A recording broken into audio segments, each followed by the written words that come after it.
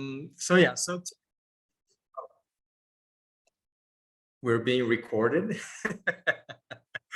Later on, we're gonna upload this to our YouTube channel. We're not streaming live, but we're gonna upload it perhaps in a day or two.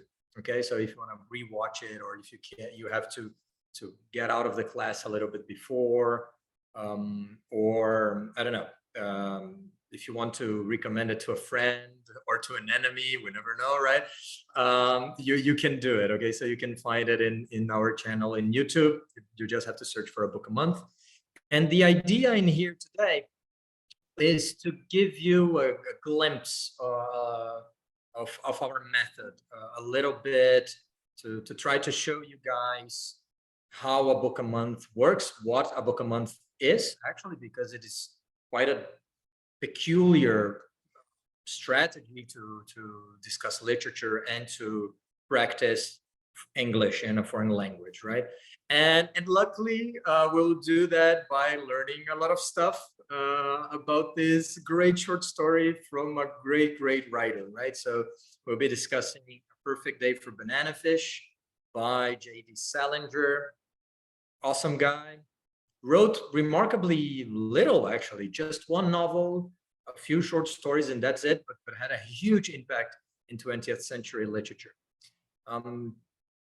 Would you like to say something, Anna, or can I go? Okay, so just before we start, a little bit of presenting. Anna will be teaching today. She is the creator of A Book a Month, actually. She has taught English and English literature in universities for a few years. She's a postdoc, actually, in literature. And she earned her PhD in comparative literature in UFPR, Universidade Federal do Paraná, but also took her master's, did her master's degree in the University of Sheffield in England. And yeah, and I'm Aureo Lustosa Guedes. I'm also a PhD in literature. I earned my degree in the University of Padua in Italy. And I'm specialized in the medical humanities. So I talk about medicine and its relationship with literature. It's quite weird, but it is a thing, it exists. And I have a podcast which is called Literatura Viral, and you can find it. It is in Portuguese, and you can find it for free in Spotify, Apple, whatever you choose. You know, whatever program you choose to listen to your podcasts. And then so now that you know us, I'm also teaching at A Book a Month. This semester I'm teaching the novels advanced courses, and Anna is teaching the short stories and the novels intermediate. So you know us, but now you need to know A Book a Month. So what is it exactly? And there are two main columns to what we do here. First of all, A Book a Month is a method to practice and improve language. So our idea here is to use foreign language because you'll be reading in English, you'll be watching classes in English, and you'll be discussing in English. So that's the idea of creating a full immersion for practice and improvement. But there is also not really a secondary objective, but there is another thing that is quite important, which is literature, right? So you'll do all that while you're learning about literature. The idea for us is that language is not so much an end in itself, but rather an instrument for us to talk about something else. So it could be gardening in English. It could be playing soccer in English. I don't care. It would be a similar scenario. We are looking for full immersion, but actually our focus is also to learn about literature, and not only literature, history, culture, society, and everything else, pretty much. Okay, so this is what we propose here. Can you move forward, Anna, please? And that's all for the moment. So we can already start discussing the short story of today. And usually our classes work precisely in this way. Students will read first if they can. Sometimes, you know, life is a mess. Sometimes you don't have enough time. That's okay. You can come to class. You're going to learn. That's great. But usually students read either a short story or a part of a book beforehand, and then we discuss it in class. We're gonna what you see today is very similar to what we do in class, but actually it's a little bit shorter and not so much in depth, because you know we have to present ourselves, we have to do a lot of other things and talk about the project and everything. So we have a little bit less time. But yeah, I think I hope we'll have an amazing lecture today. Okay, Anna, please go ahead. All right, everyone. So Anna here for the ones that I have never met before. We have some students that are ours already, like Anna, right? But this is me. I'm the person behind the social media, right? So I am the TikToker and the Instagram person. So when you talk to through our social media, you're going to be talking to me directly, right? So whenever you have any questions, you can talk to me. All right. So I'm very glad that we have chosen to host a open class talking about this beautiful short story by J.D. Salinger, because well, if you read it, you know how deeply moving it is, right? How beautiful, how strong, how potent it is. And it's one of my favorite short stories by Salinger. And it was like one of my favorite reads in the last 5 years, right? So it's something that I'm very glad that I'm able to share with you. So this is him, like J.D. Salinger stands for Jerome David Salinger, right? And although we tend to imagine Salinger as a person who lived in the 1950s and 60s and disappeared, he actually died recently, right, in 2010. The thing is, for some reason, like he wrote some stories, he wrote many collections of stories that were published later on as books, but I think that one of his most famous instrument of publication was the New Yorker, the magazine, right? And later on, his texts were organized in volumes, right? So, for instance, we have the only novel here, The Catcher in the Rye, which is the novel that made him as famous as he is at the moment, right? And then we have other collections that are connected among each other, right? Many of the characters that appear in some of these stories, they will reincidentally appear in other ones, right? So you see that by the time span that we have here, mostly has published during the 1940s until the 1960s, right? So the thing is, what happened to J.D. Salinger, right? And this is something that we wonder sometimes when we study a little bit about his work and the fact that he has published little, right? He wrote a lot, and this we know because his son, he talks about it, right? Matt Salinger, his son, he talks about it in this interview to The Guardian, saying that although he has withdrawn from publishing and from society for a long time, he became a recluse person, he continued writing, yes. So maybe in the future, we're going to have some other works that are still original and have been unpublished that are going to be coming to public, right? So we're still going to be possibly surprised by J.D. Salinger. And if you look for pictures of him, to me, he seems to be more or less like Dalton Trevisan, who is an author who lives in Curitiba, right? I used to live in Curitiba as well. And Dalton Trevisan is a recluse, a secluded person, right? He doesn't appear that much. He doesn't like the media. He doesn't like photographs nor fans, right? He lives near the university. He nears the humanities campus, but he hates when Letras students go talk to him, I love your work and all of that, right? So he just disappeared from society. And there are very few pictures of him, right, available. And with Salinger, it's the same. Like you can see one or two of him in the old age. And this is one of those things that I find really interesting of him.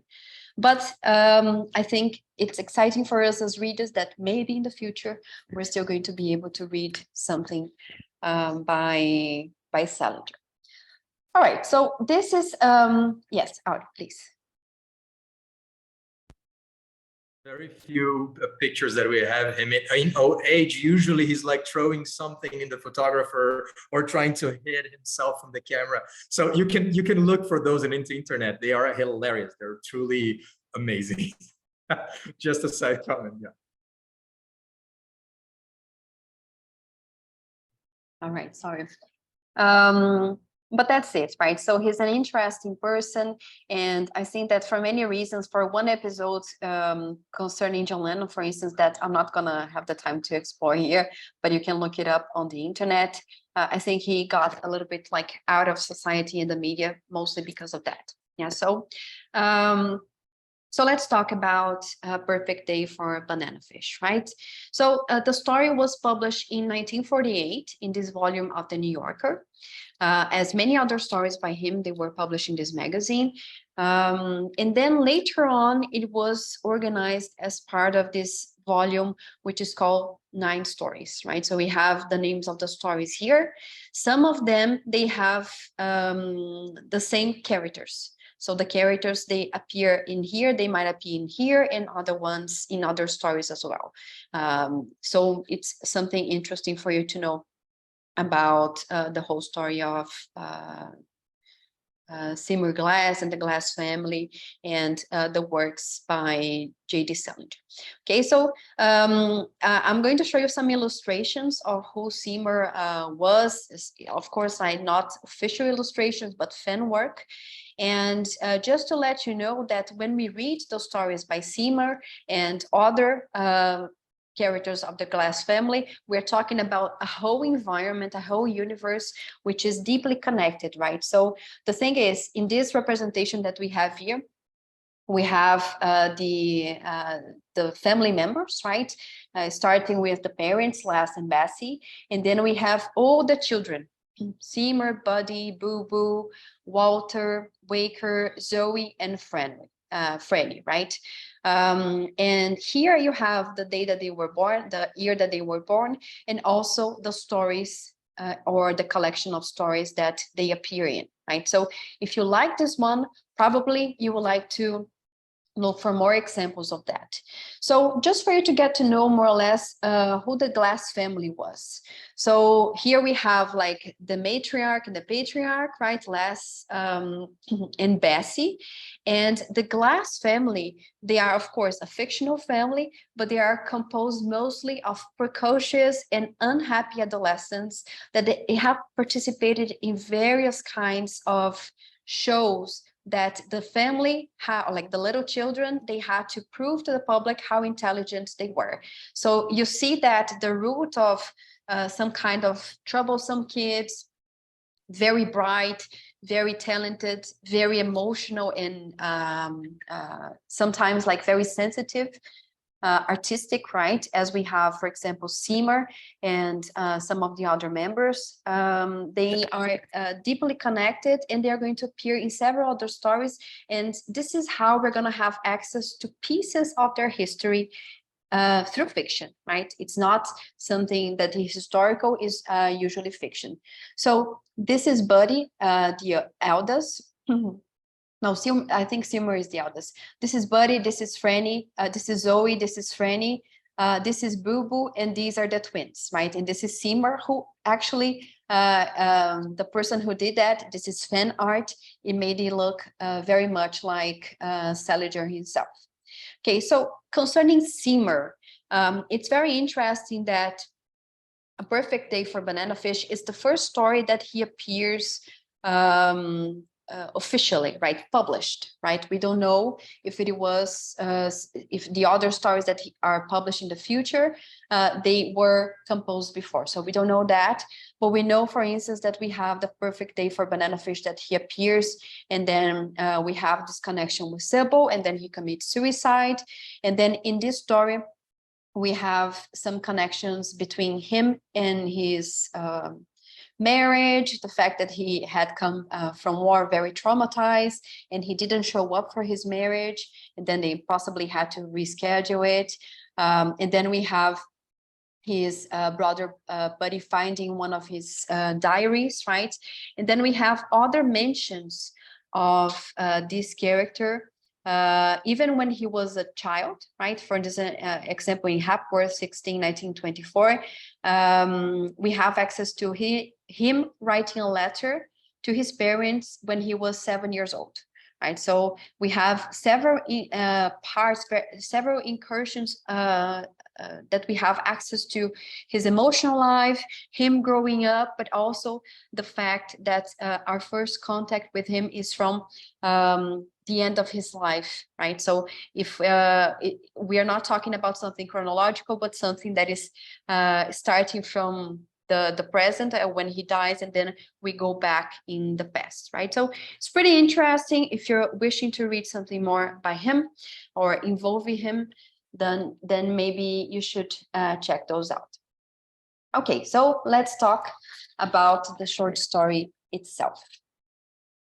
I'm thinking that all of you enjoyed it, right?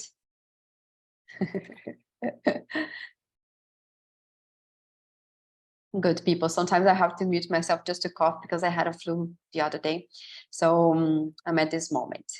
All right.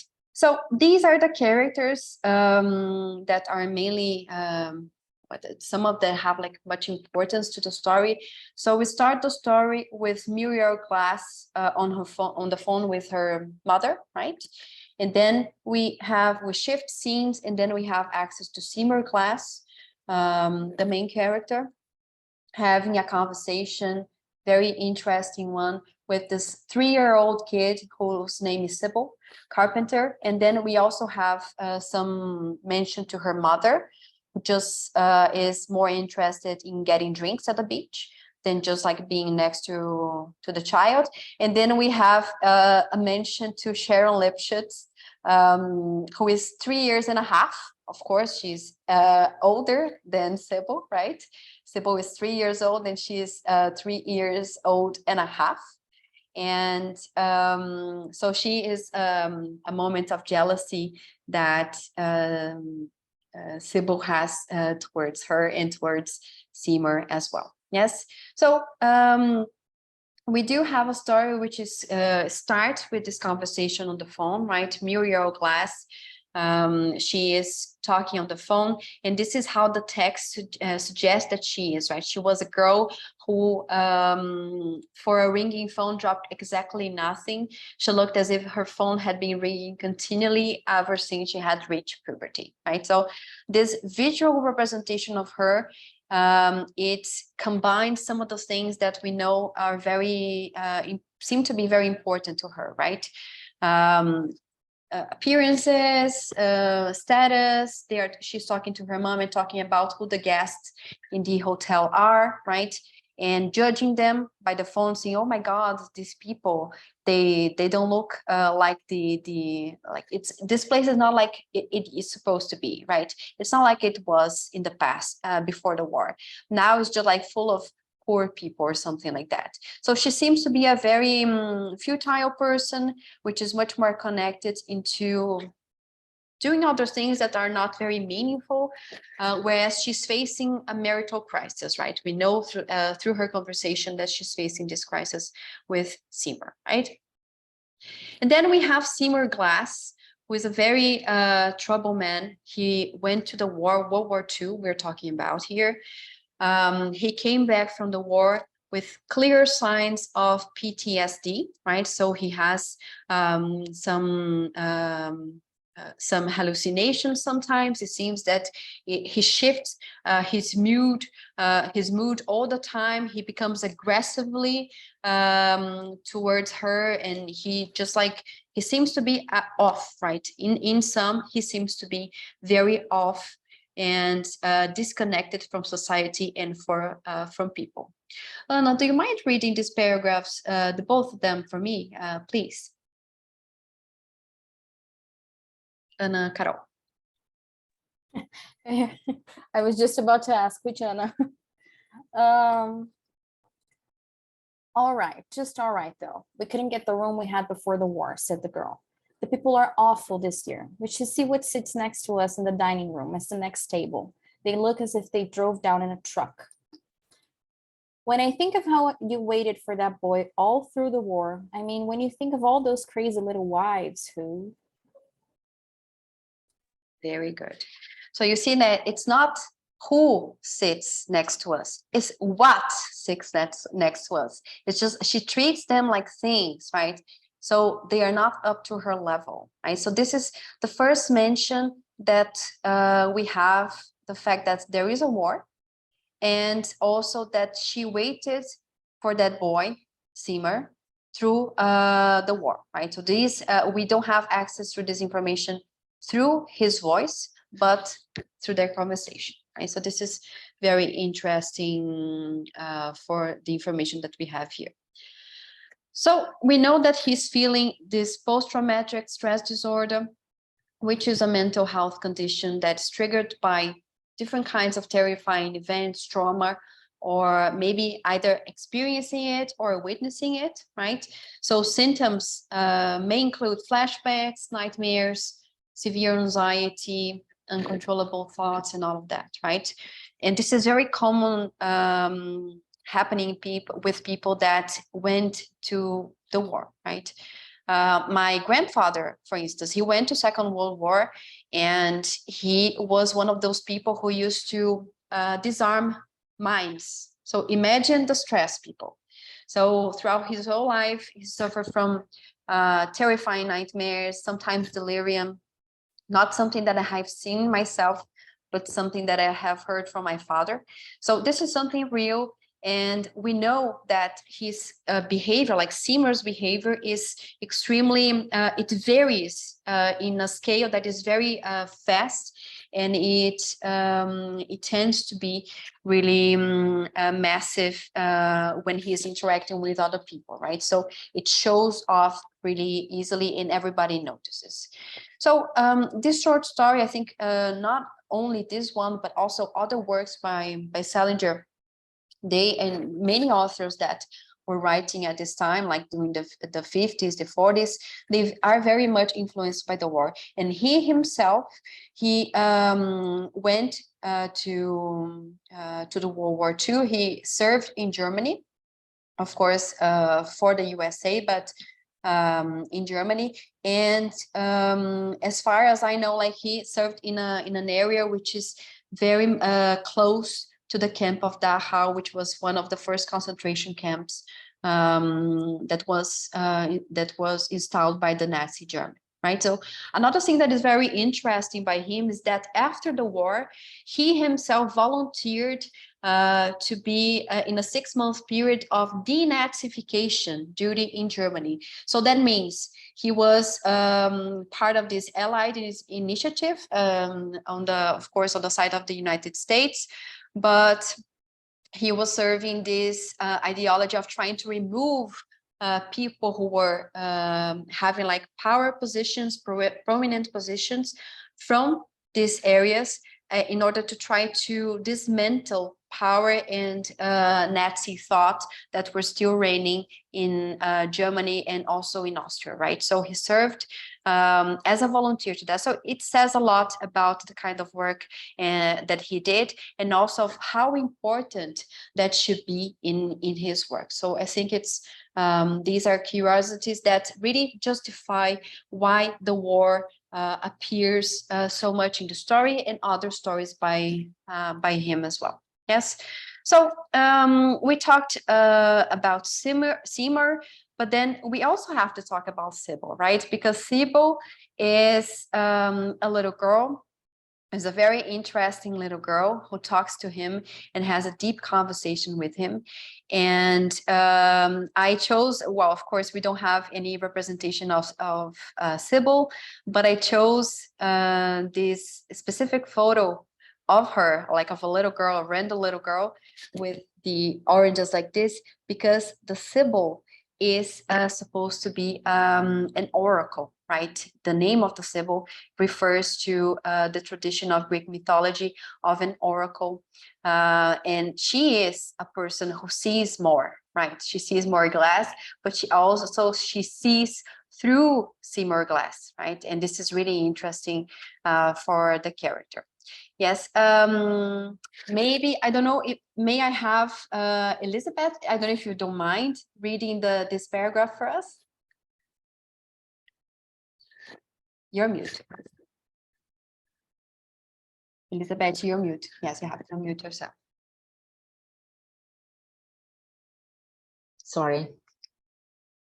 She was wearing a canary yellow two-piece bathing suit, one piece of which she would not actually be needing for another 9 or 10 years. Thank you very much.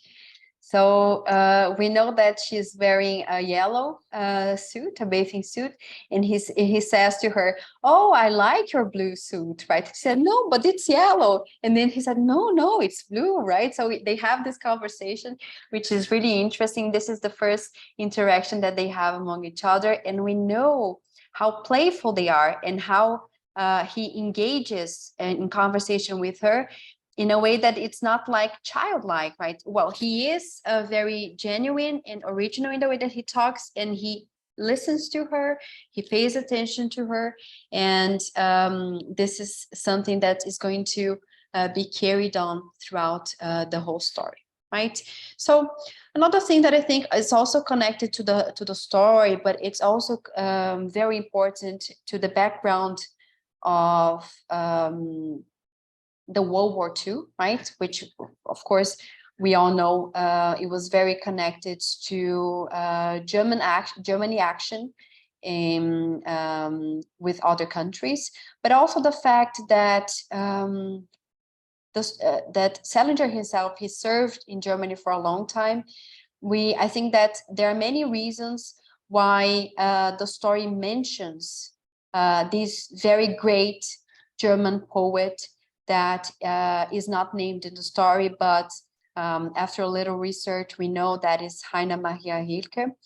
And Rilke appears as to be like the only great poet of the century, right? So he is mentioned very briefly in the story, and in the story, she is given, like Seymour gives like a little book that it's not named as well, that has German poetry, and he expects her to read the poets even though she doesn't speak any German, right? So he says, okay, maybe you should have gotten a translation or just learn German, as if it were easy, right? A lifetime is not enough to learn German. And so he expects this from her. But we also know that if you research a little bit more, and this is something that in a regular course in a book a month, I would go further because I think it's very meaningful. In these Duino elegies, there are some mentions in the 10th poems.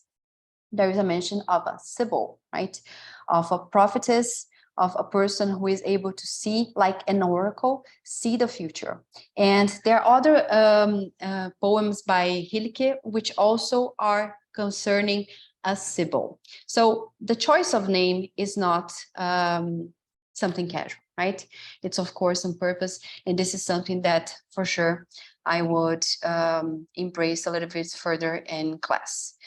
So this is a very common and famous representation of the Delphic Sibyl done by Michelangelo, right? There are many representations of the Sibyls, and they were types of oracles that can be placed in different parts, different regions, and they usually prophesize the future, and they stay in holy sites, right? So this is something that is going to also affect the way that we as readers, knowing all this background, we interpret the character.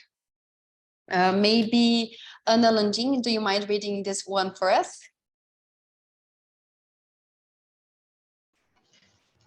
Seymour Glass, said Sybil Carpenter, who was staying at the hotel with her mother. Did you see more Glass? Thank you very much. So this is the first time that we have contact with Sybil, and she's just like, imagine a little kid, 3-year-old, she met someone at the beach and just like she starts speaking stuff. And sometimes if the mother doesn't know the background, she just said, okay, what is she talking about? I don't understand, right? And when we start reading it, we're just like, okay, what is she talking about, right? But she's talking about Seymour himself, right? And it's very significant that the fact that she, as the Sibyl, a person who carries the name of an oracle who predicts the future, she calls him Seymour Glass, right? So this is something that attributes this whole metaphor of vision in the story, right? Which is something that is going to be really important for the better understanding of the characters. Please. Typical representation of the Sibyls is actually being blind, right? So often in the case of Michelangelo, we have the scene, she has an eye and everything, but very often, both in literature, in art, in sculpture, in paintings, the Sibyl is often blind. And there is this paradox, because the Sibyl is capable of seeing the future, but also of seeing one's true nature, right? And there is even the paradox that they do predict the future, they tell you what is going to happen, but they do it in such a way that you cannot really understand, and therefore you only realize that you had known the future after that it happened. So once the future became the past, then you understand the predicament, you know? So it's quite confusing, quite a mess, but it's very much related to the idea of seeing, of light as well, because the Sibyls, they're connected to Apollo, right? The god of reason, the god of light, and everything else. So even the scenery of being the beach, talking, the fact that she's dressed in yellow. So all of these things are indirect connections to all this mythical invocations and literary invocations as well, because you'll see shortly that Rilke is just one of the many. Actually, this text is super complex, and it doesn't look like so, right? When you read it, sometimes you don't realize that it's discussing with other texts, but it is at least 2 or 3, so if not more, right? Yeah. So, but I just wanted to make this comment about the Sibyls. Please go ahead, and thank you. Okay. All right. So it's very interesting also that what you're saying, Audio, because usually we do have several representations of people who are blind, and they're able to be, well, they can see not only the future, but they can see through other people's lives and behavior and personality, right? The representation of the blind person who is like the wise person is also something that appears a lot in Greek literature and epic poetry and all of that, right? So it's all very intricate in the story, and it makes a deep impact, right? When you see this little kid who is the one who can actually extract some kind words from a person who is deeply hurting, right? He is only aggressiveness and only just like very like belligerent behavior towards his wife and the other people who are around him, because he feels self-conscious all the time. He feels people are observing him. Possibly he has some physical trauma, right? They talk about a tattoo, but then she says, okay, which tattoo, right? It might be some scars, or maybe even in the end of the story, he talks about he feels bothered that someone is looking at his feet, right? So maybe, we don't know, it doesn't say, but maybe he has gone through some kind of accident, and he does have some physical damage as well from the war, right? This is also why he feels self-conscious. So it's something that is really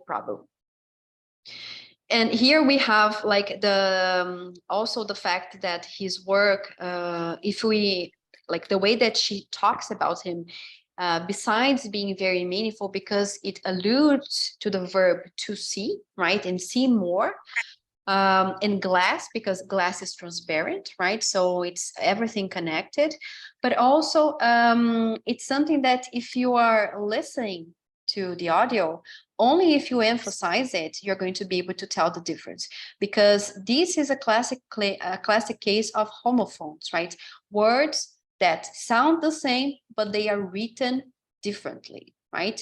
Another example that you might remember, I don't know if you read Alice's Adventures in Wonderland, there is this interaction with mentioning Alice and this mouse.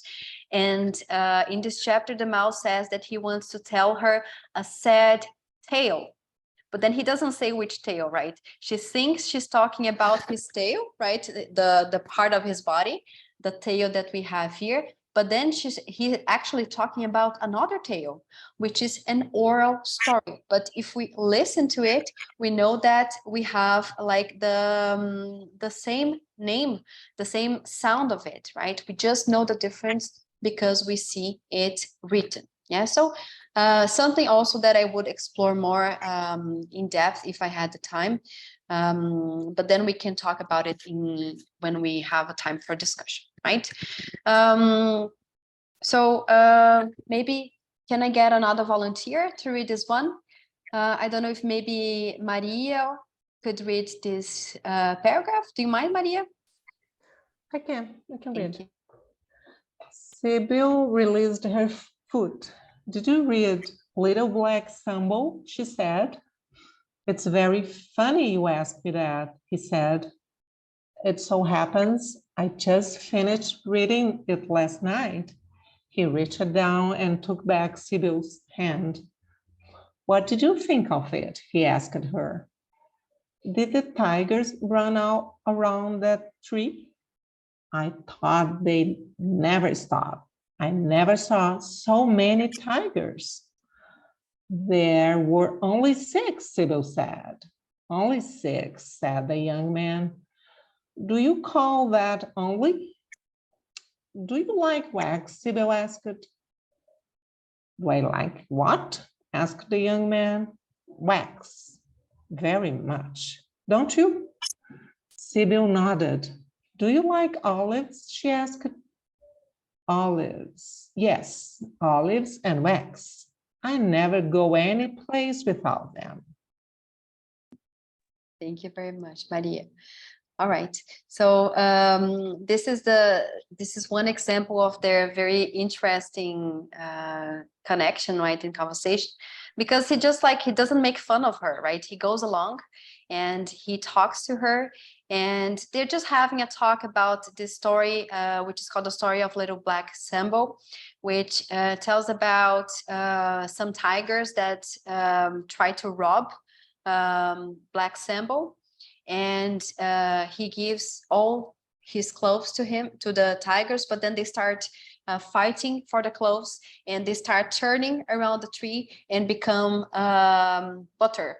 I don't know what is the magic that happens here, but this is like the reason why they are talking about these tigers, right? So she is, and this is a story for kids, right? So this is something that tells why he is really engaging in meaningful conversation with her, with childlike conversation with her, but also whenever he has the opportunity, he also uses this access that he has to her to place a kind word to her and maybe teach her something, right? And this one episode by mentioning Sharon Lipschitz, it's one of my favorites. I'm gonna read this one. What I like particularly about her, about Sharon Lipschitz, is that she never does anything mean to little dogs in the lobby of the hotel. You probably won't believe this, but some little girls like to poke the little dog with balloon sticks. Sharon doesn't. She's never mean or unkind. That's why I like her so much. And this is the moment that Sybil just like stays quiet because she knows that he's just talking to her and saying like, look, if you're hurting little animals, please don't do it, because Sharon, she's 3 years and a half and she doesn't do that, right? So we see you have this very big disparity between the way that he talks to her, engaging in very kind conversation, educating her in many ways. But then when he's off this world, that it's like a relief from the adult world that he feels very judged by, then he have like this duality being placed in his mind, but also we have access to it in the story. So I think that these two worlds, one that is mostly embodied by the connection with adults and mainly his wife, Muriel, and then the other world in which Sybil is the protagonist, he is divided between the two, because being children or being a child for him, or being with a child, or having these kinds of conversations with her, is being reminded of the moment in his life before trauma, right? Before the fact that he went to the war and that he suffered a lot, and he came back suffering from all this post-traumatic disease, right? Whereas the adult world for him, it's clearly the opposite. It's where he feels self-conscious, is where he feels like very prone to release his aggressiveness, and people know what he's suffering. People talk behind his back, right? We know that we see many situations that people are looking at him playing the piano, and then they start talking about him, right? And calling him crazy or something like that. So being with a child like Sybil, even though sometimes their relationship might seem to adult eyes seem inappropriate in some ways, I think it's much more on the side of innocence, whereas the adult world represents to him futility, and where he cannot be himself anymore, right? Because his reputation or who he is already tainted, right? So continue on, we do have a moment in the story that this is the first moment where he's going to introduce the Bananafish, right? When we are talking about a short story that is called A Perfect Day for Bananafish, we are wondering what bananafish are, right? And we still have like the urge to look it up on the Google. Does this exist, right? But it is actually something fictional. Yes, Audrey, go ahead.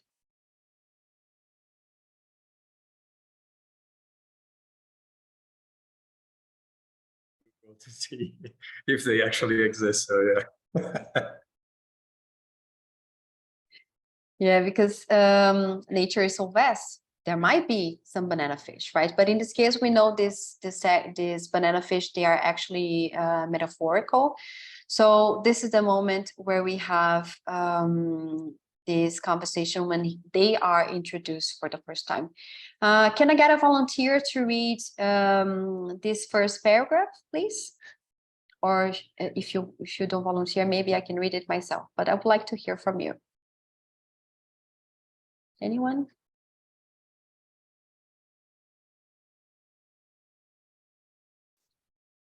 No? Okay. Yes. Okay. Okay, good. Save me. Sharon Lipschitz, is that it? Lipschitz? Said the young man. How that name comes up, mixing memory and desire. He suddenly got to his feet. He looked at the ocean. Sybil, he said, I'll tell you what we'll do. We'll see if we can catch a banana fish. A what? A banana fish, he said. Thank you very much, Elizabeth. This is the first mention of the banana fish, and then he says, okay, but you've never heard of banana fish? You might have heard of them, right? They're so popular everywhere, right? In this story, when he says this exact phrase, how the name comes up, mixing memory and desire, right? It looks a little bit off. And this is a moment where we think, okay, maybe we should look this up because it might mean something. It might be a reference to something. And this is exactly a case of intertextuality, right? We do have a reference to The Wasteland, a poem by T.S. Eliot, one of the most influential poets of the 20th century. And this is the beginning of the poem. It says, April is the cruelest month, breeding lilacs of the dead, out of the dead land, mixing memory and desire, stirring dull roots with spring rain. I'm thinking that Audrey wants to say something about The Wasteland. Have to keep in mind that The Wasteland was published in 1922, and it definitely deals with the trauma of the First World War. It says so in the title, right? The wasteland, the land that was destroyed and eradicated. And it is using a technique that was invented that very same year by James Joyce when he wrote Ulysses. And it's called the parallel technique. And what he does in this poem is, the poem is at the same time rooted in the 20th century after the war, but at the same time, the similar thing is happening in ancient Greece. And one of the main characters in this poem is Tiresias. Okay, so one, he's not a Sibyl, right? But he would be like, he's a kind of a wizard. He appears in Oedipus, right? So Tiresias in Portuguese, and he's also blind. So we see a lot of intersection between him and Sibyls, and he appears in this poem as an old man with sagging breasts. So he appears as male, but one thing that is very important is that Tiresias was actually both man and female in the mythology, right? So he experienced both genders, and this is why in the poem he's also appearing in a certain sense as a little bit androgynous as well. So, but in here is a very old man. And in Salinger, we see the opposite. We see a very young child that is a Sibyl. So we see very many connections, and in all of them going back to Greek mythology to invoke all these nuances, right? And in a certain sense, Salinger is creating his very own parallel, because Eliot is talking about World War I, and Salinger is talking about World War II. And this is, you know, this is called A Perfect Day for Bananafish, but it could be very much called The Wasteland or The Waste Life or whatever, you know. This beach is in a certain sense a wasteland, perhaps an emotional wasteland, or a purpose. It's a purposeless situation, right? There's no meaning. So it is a waste in that very many sense. So there is a profound connection going on here. But yeah, we have to talk so much about modernist literature to really analyze it further. But anyway, this is one of the things that I love about this short story, that is so concise. It's quite short, but it's so rich, and you can go through it by not even realize it's there, and that's okay. It makes sense, you know. It's not that you depend on these things. You get a richer picture. But you can go ahead and understand and get your fruition out of the text without this information. So this is a sign, one of the signs of great literature and great art. That's all. Okay. All right. So we know that although the only mention to the war is through the conversation between Muriel and her mother through the phone, right? But through these literary references, this very, sometimes very direct intertextuality, but also some mentions to it, like, for example, in the case of Rainer Maria Rilke, he's just like mentioned as the great poet in the 20th century, but not named, right? But these are ways of reflecting about the war without actually using the word war, right? So when he says mixing memory and desire, it sounds weird, but then when we understand that it's part of this poem, the wasteland, and the section of the burial of the dead, of the wasteland, it makes even more sense, right? Since we're gonna have a suicide by the end of the story, and we're gonna have to bury the dead ourselves, right? So it's deeply meaningful. Okay, so let's understand what the banana fish are, right? So this is the moment where he starts talking to her and trying to elicit a little bit from her imagination, and he says, I imagine you have seen quite a few banana fish in your day. Like she's like 3 years old, right? When you say your day, you think, okay, maybe 50 years from in the past. And say in your day. It's like my mom said, in my day, I used to do like that, right? So the young man said, Sybil shook her head. You haven't? And for a girl who seems very proud as Sybil, this might be a deep stroke, right? Where do you live anyway? I don't know, said Sybil. And this is the moment where he says, okay, but Sharon Lipschitz, she's 3.5 and she knows where she lives. And this is the moment where it's okay, I live in Connecticut. I remember now. It might not even be the real answer, right? But she doesn't want to lose the conversation. Well, they swim into a hole where there's a lot of bananas. They're very ordinary looking fish when they swim in, but once they get in, they behave like pigs. Why, I have known some banana fish to swim into a banana hole and eat as many as 78 bananas, right? And if you look it up on the internet, there are some representations of the hole full of bananas, and then the fish go inside and they're too fat to go out, so they get stuck, right? So when we think about it, okay, why banana fish in the beginning, and what do they actually represent in the story? Possible reading to it, it might also be a reference to the war, right? Because there are some critics that mention that the banana fish being greedy, right? Wanting to eat as many bananas as they can, and also being stuck in a place where they cannot move, right? It's a possible representation of the human greed, but also the fact that it could be a reference to the whole absurd of World War II and the greed that was going on, the true impetus in order to annex other lands and trying to submit others into their own favor, right? So this also has a lot of meaning, although it's just like implied in the analogy and the metaphor that we wanna draw from here.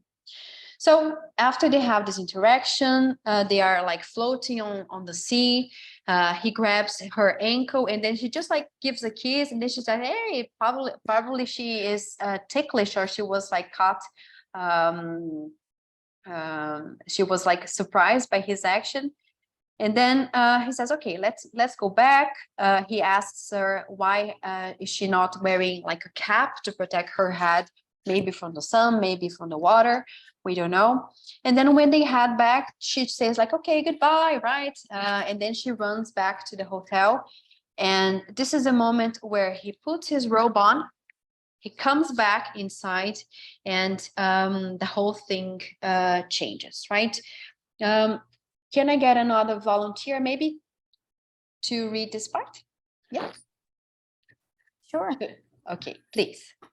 The young man put on his robe, closed the lapels tight, and jammed his towel into his pocket. Picked up the slimy, wet, cumbersome float and put it under his arm. He plodded along through the soft, hot sand toward the hotel. On the sub-main floor of the hotel, which the management directed bathers to use, a woman with zinc salve on her nose got into the elevator with the young man. I see you're looking at my feet, he said to her when the car was in motion. I beg your pardon, said the woman. I said, I see you're looking at my feet. I beg your pardon. I happen to be looking at the floor, said the woman, and faced the doors of the car. If you want to look at my feet, say so, said the young man. But don't be a goddamn sneak about it. Thank you very much. All right, so I put here some glossary to help you out with some of the words, right? So just to understand what is happening here, they are in an elevator, and we all know that being in with an unknown person in the elevator is always awkward. So what the woman is trying to do is just like looking at the feet. She has like this zinc salve on her nose. This is like the 1950s or 60s representation of wearing sunscreen, right? Zinc salve is a type of ointment that protects your face from sunburn, or people believed at the time it would be, but can also be helpful to maybe some skin rash or something like this. And then she's just like minding her own business, and he puts on the rope, and this is really meaningful for the character, mostly because the only person who sees himself out of this rope is actually Sybil, right? When he's on the beach, Muriel talks about it with her mother, saying that he goes to the beach wearing his robe because he feels self-conscious about his body, right? So he doesn't want to be observed by the other adults. And when she reaches out to him and he is off guard, his first instinct is to tie the rope. But when she reaches and then he says, okay, it's Sybil, then I'm okay. I don't feel judged because Sybil, she doesn't belong to this world that is judgmental on him, right? She's not going to be a person who's going to look to his scars, look to his problem, possibly his problem on his feet, and say, okay, this person is definitely a veteran, a war veteran who has suffered, and he's probably has some kind of impairment in his body, which is deeply connected with this moment in history, right? She's not going to be able to make those connections, but adults are, yes? So this is why he can be himself. He can relax around her, and he cannot relax around other people.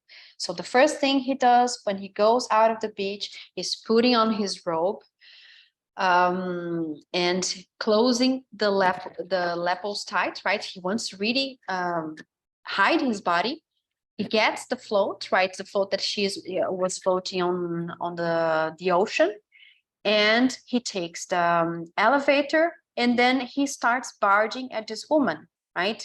So the sweet Seymour, who had this kind, meaningful, very interesting conversation with a little kid, he seems to disappear, and his mood shifts violently, right, from one scene to another. And this is the moment that we know that he feels deeply uncomfortable around these people, and also he felt deeply comfortable around Sybil because she's not going to be judgmental. And then she just says, okay, you're looking at my feet, right? What are you doing looking at my feet? And then the woman's just like, oh, what is happening? I beg your pardon. And this is the moment also that in the same way as in other parts of the short story, indirectly, we are told as readers that he might have some impairment, right? He might have some deficiency that possibly derives from the war, and that it maybe attracts attention, or maybe he thinks it does, right? Maybe people are not aware of it as he might think, but he thinks he's being observed. And this is the moment where he starts acting deeply violent after her. He goes into his room, and he takes his gun, he sits on the bed next to his wife who is sleeping, and commits suicide, right? The first time I read the short story, for me was such a shock to see that was going to be the end of the story, mostly because when you're reading it, you get good feelings of it, right? You don't get a bad feeling. You're just like, okay, this is going to be like a very heartwarming story. And then bam, right? Literally, this is what's happening. And then we're just like caught off guard, right? Mostly because this is what's going on. All right, people. So we are going to continue talking in a few minutes, but now in a few minutes I also want to hear what you thought about the short story, and we can talk more about it. But now I hand it to Juan, please. Let you guys know what we'll be doing in the next month in Tabuka month. So short few minutes of propaganda, let's put it. And then we get back to the discussion, okay? So what will be on in a book a month in April? We have three types of courses. One in which we read only short stories. So you have classes every week, and we'll be reading Herman Melville. So we, the Moby Dick guy. But this one, it's faceable. Let's put it. Bartleby, the Scrivener, very famous short novella. Actually, it's not really a short story. It's quite long. Usually, we choose texts for this course that are like 10 to 15 pages long max. But in this case, we really wanted to do something by Melville because it's a great master. But come on, if you have to face Moby Dick, like it takes months. It's so tough. It's quite complicated. So usually when we're talking about these high classics and authors that are simply difficult to read, even in Portuguese, like Virginia Woolf, for example, is super complicated. So we try to do it sometimes little by little, and we do it in this course. So we'll be reading this short story in two, divided in two instances. So in 2 weeks, and then we'll be reading Alice Walker. Okay, she's still alive. She's the author of The Color Purple. She won a Pulitzer Prize for that, so quite famous for this novel. We'll be reading 2 of her short stories as well. Also, one of them at least is a little bit violent as well, just like Salinger's, but all very nice, very rich, very poetical as well, and lyrical. Okay. And so we already, the course has started already, right? So we read Agatha Christie, Kate Chopin, Eileen Cheng in the beginning, and now we're catching on, and we'll read a lot of great stuff like Virginia Woolf, as I said, Thomas Mann, Charlotte Perkins Gilman, so The Yellow Wallpaper, a very, very nice short story, extremely important for feminism, the history of feminism, and also its impact in literary criticism, and H.P. Lovecraft, the master of horror, right? So the author of Cthulhu. So we'll be reading a few of his short stories as well. And we take this course as the way to give you a little bit the feeling of all the authors, and then you get used to different styles, different times, and in different countries on Earth, because we teach in English, but it doesn't mean that we restrict ourselves to English literature. We actually teach literature in English, and often this means that there are authors that are not native speakers, but decide to write in English. For example, Eileen Cheng here, she's Chinese, and she wrote many of her novellas and novels directly in English. Sometimes she did it in Chinese. Sometimes she translated herself into English. So it's pretty amazing. She's an amazing author, poorly known, very poorly known. So this is one of the things that we try to do in a book a month as well, is to look to literature, towards literature as global, So we really try to make an effort to read authors from all across the globe. You can see people here from Germany, like Thomas Mann, but also from China, and you see even other countries present as well. Can you go on, Nana, please? And then there are the novels courses, okay? So courses in which we read a book a month. So originally, this is how it started. And we meet twice a month. In each meeting, we discuss one half of the book.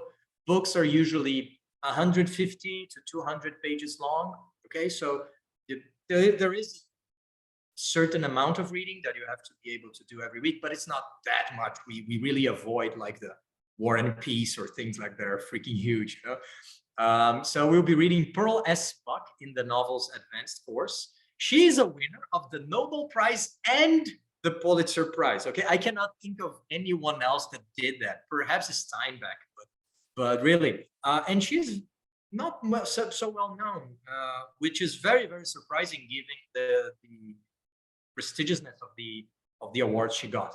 And she's very famous for The Good Earth, the first volume of a trilogy about peasants in China. She was born in the US, but she moved to China when she was 5 months old, and she lived there for 40 years nonstop. So it's super cool because she's an American author, but she's a native Mandarin speaker. She speaks Chinese dialect, so she's very much, you know, that she has a firm root in Asia, and that's pretty cool. We rarely see this in the Western tradition.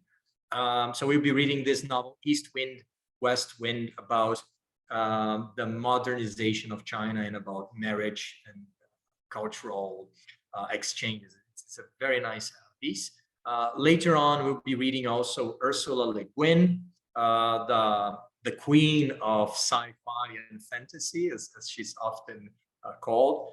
Very interesting author. This book is about a planet in which there is no gender. All inhabitants can be male and female, so quite interesting. Once you get gender out of the society, what happens? It works like a thought experiment, you know, almost a philosophical essay.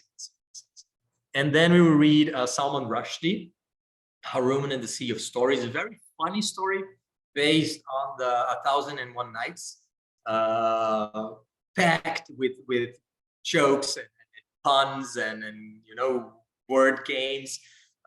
His is still alive, right? They recently tried to kill him a few months ago, and he survived, has lost an eye and the control of a hand, but his is still alive and kicking. So when it happened, it was last semester, correctly, and so we decided to read one of his books as a homage to him. And this another important thing is that we organize our readings thematically. So we choose a theme and we explore it by using several perspectives. And so the theme in this in the Novels Advanced is traveling, right? So something that is delightful to do. And then in the Novels Intermediate course, we'll be reading Albert Camus, philosopher and also Nobel Prize winner. We'll be reading The Stranger in English translation, right? The original is in French. Yeah, if you would read it in Portuguese, unless you read French, if you do, please, you can read in the original and still discuss it with us in English. But sometimes we do that. We choose nice translations. Because, you know, if you want to read global literature, you will have to deal with translations. It's very good to read the original if you can, of course, but sometimes it's simply not possible. And therefore we have to use a powerful tool, right? And this is also one of the reasons that I think one of the great things that a book a month can offer to our students is that there are so many authors, so many novels that are not translated to Portuguese. Okay, so being able to read fully in English opens so many doors if you're interested in literature, right? And then we'll be reading a classic from the 19th century, The Secret Garden, and also one of my favorite authors ever, John Steinbeck, okay, another Nobel Prize. Canary Row. Steinbeck usually is quite complicated. The stories are simple and very touching, very humane, but he often uses slang and regional dialects. So it is not difficult if you're a native speaker, but if you're reading a foreign language, it becomes tough, you know? And in this, our novels course, they usually, they happen twice a month, as they said. But in this case, we have one class that it happens weekly. Okay, so you'd have like shorter classes, but every week, so you have more opportunity to practice. And the theme of this module is happiness. So we love to tackle like these big words, and really, The Stranger by Camus it's not a very happy reading. after all, right? So we're doing kind of its opposite as well. So we're trying to see it under many perspectives. Okay. And what else? Yeah. So these are the courses we offer. Tuesdays, short stories every Tuesday. Every Wednesday, the novels intermediate. So you read it slower and you have more opportunity to discuss. And then on Thursdays, we have novels intermediate once every 2 weeks, or also novels advanced once every 2 weeks. And also we have another class Saturday. So if your nights are compromised by something else, and you want to, you love literature enough to be discussing it on a Saturday, something that I respect extremely. Therefore, this course is available. Okay. And finally, and then it's enough of talking, prices. Okay. So monthly payments are 150 reais, novels courses. The courses that are weekly, they're a little bit more expensive. It costs 250. And then if you want to do like go crazy and be in every class that we teach, we would love that.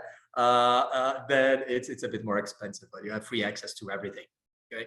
I really wish I could find such an option to learning German. You know, like I would be always there because you really need it. And then we offer a little bit of discount for if you pay everything at once. Okay. Anna, I think, yeah, so that was it for now. We can discuss a little bit, and if you have any questions, please feel free to ask. Thank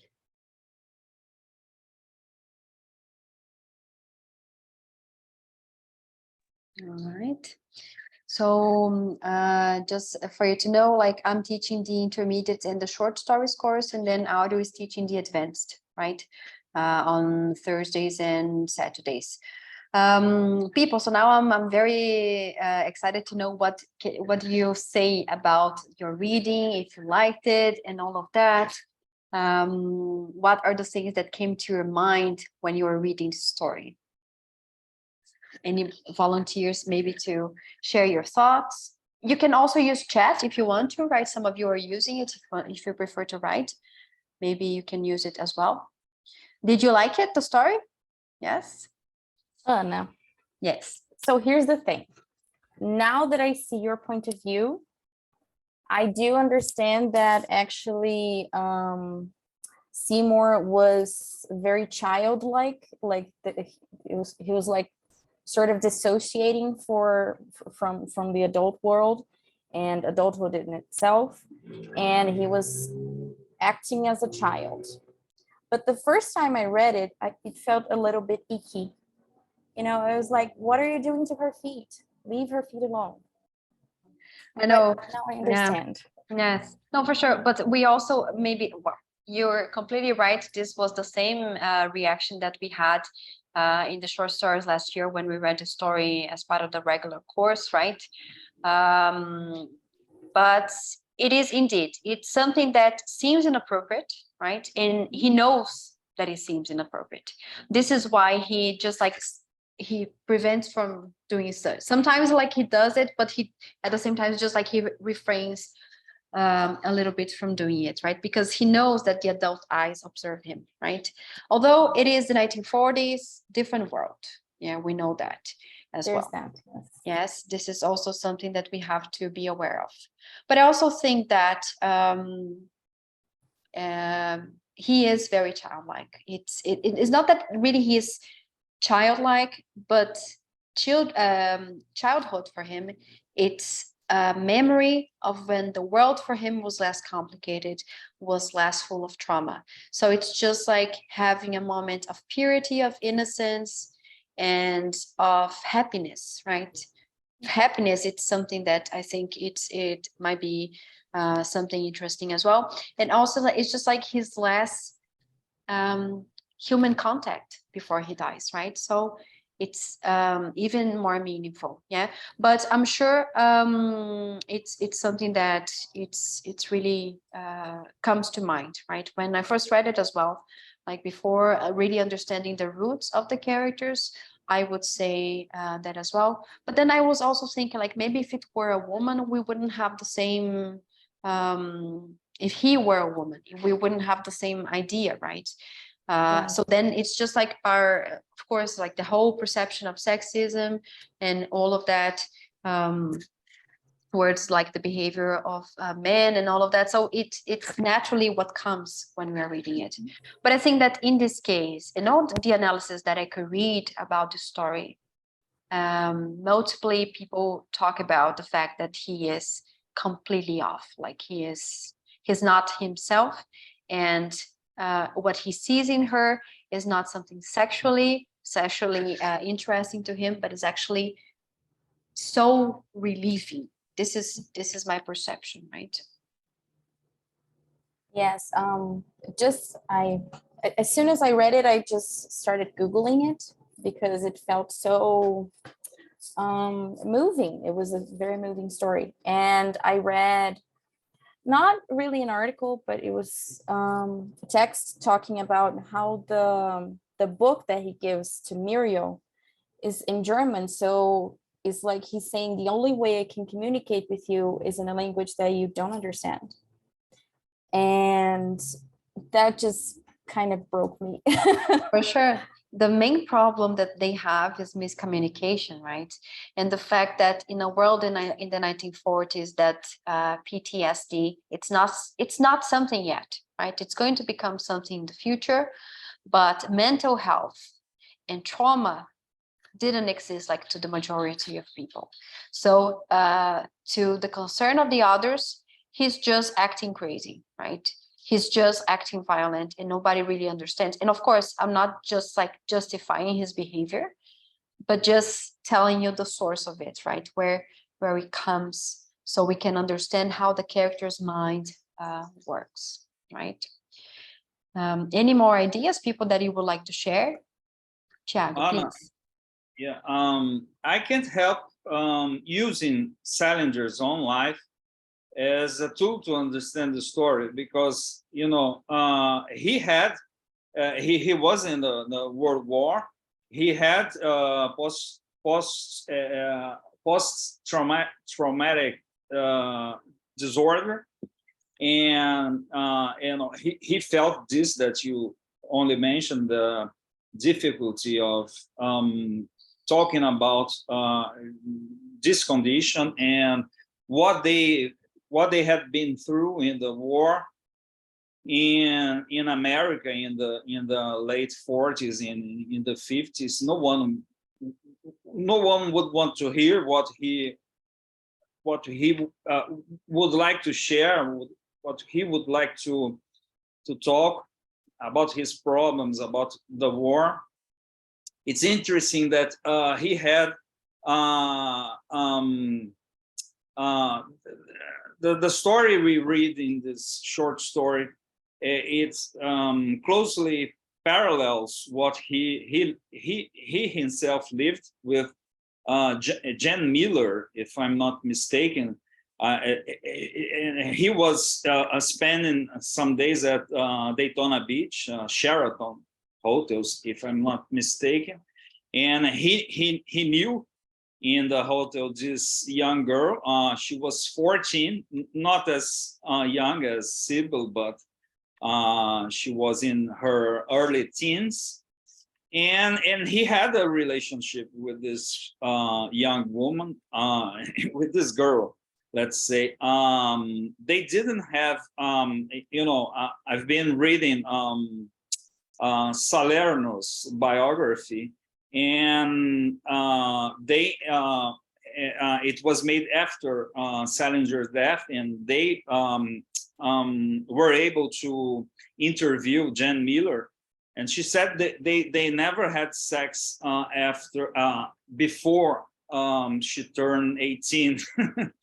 But they had a kind of platonic, I don't know, a relationship, or they had a friendship, and it was kind of a childish friendship, because they played games and stuff, and but they also discussed more deep matters. And she in this interview, she she told us that he was tremendously important for her in her growing up. So I see Salinger in this short story, and it seems to me that he was talking about war trauma, and it was also disquieting for me to read about the food thing. And I don't know if we are looking at this story with our over sexualized eyes of the 20s, the 21st century, and maybe things were different in the 40s. I don't know. I think that he puts this discussion in the story when the thing in the elevator. I mean, the woman is staring at his feet and he kisses the feet. So I can't help putting those two facts in parallel. And of course, he knows there's something to be maybe ashamed of, and he made us think. He was thinking about it. So I don't know. Sure. There's so many interesting things. For sure. I agree with you, because as I was saying in the beginning of the class, right? Because that representation, the visual representation of the Glass family, Seymour Glass looks exactly like J.D. Salinger, right? So your reading possibly is the reading of other people as well, because it does have a parallel, right? And of course, like, we're talking about a guy who has been to war and he was traumatized and all of that. He has seen the horrors. He probably has some kind of physical impairment after the war. Yes. He had after, before and after. He had a kind of, how can I say, he had one testicle. Okay. This is very common, I think, like from the World War. Yes. And this is also one of the themes of The Sun Also Rises, right? Not because the war, because not because because of the war. He the first time he went to for the draft, is it right? When he went to alistar-se, they didn't accept him because they considered him to be impaired, and because of this problem, which is a birth problem. One of the testicles didn't fit, didn't go down to the right place. So right. Yeah, but it's possible, right, that they're gonna have like some similarities between the characters, mostly because, and this is also something that we as readers, we're always trying to investigate, right? We're always looking to the author and seeing similarities. But I think in this case, since we do have many parallels with the World War and his persona himself, we might think of it. But I also think, I think it's always something that I think it's best to do, try to analyze the historical context in order to see, because of course, like, relationship between men and women or like any other kind of relationship at that time was very different than it is nowadays. People would get married very early, right? Still. So this is also something that could be different. But of course, the fact that she's 3 years old, I think the age that he chose to create this character mostly is because it shouldn't leave us doubts that his relationship to her, it's purely is innocent, right? It seems to be innocent, at least. Yes, this is one of the key issues, I think. This sexual undertone perhaps is not super strong, but it's there, right? It's there somehow. And the fact that she's 3 years old is pretty crazy, right? So it's giving us this dissonant effect, right? But when they start talking, there is a lot of nonsense dog, but it's so affectionate, it's so nice, it's so pleasant. And then something terrible happens in the end. So it is a way to suggest tension in the beginning, but then we drop it. We are seduced by the affection and then the nice discussion, and then boom. So it's a way perhaps to prepare a big surprise, right? And also just I agree very much with what Tiago said. I'm quite convinced of that, Tiago. I didn't know about the one tactical, but I also think we can argue that if we look towards his other texts, the Catcher in the Rye and so many other, it's always so sad and it's always so gloomy. So yeah, I do think that is extremely relevant, that this is something with which he struggled in his own life, for sure. Yeah.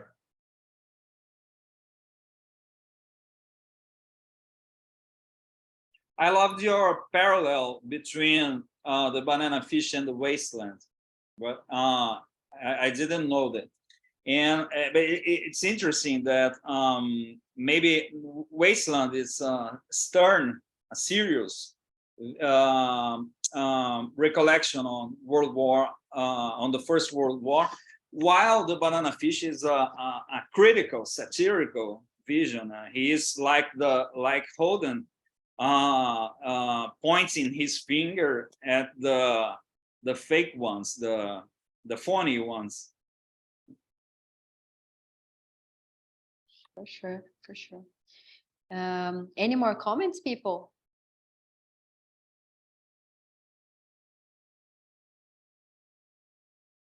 Okay, Anna has to go as well. Thank you very much for being here, Anna Landin, right? Thank you. Thank you so much, guys. Then for Yes. our class, the video will be online in a day or two. Okay, Yeah. in YouTube. Thank you so much, and well, have a great weekend. Thank you. Glad you liked it. Bye bye. Thank you.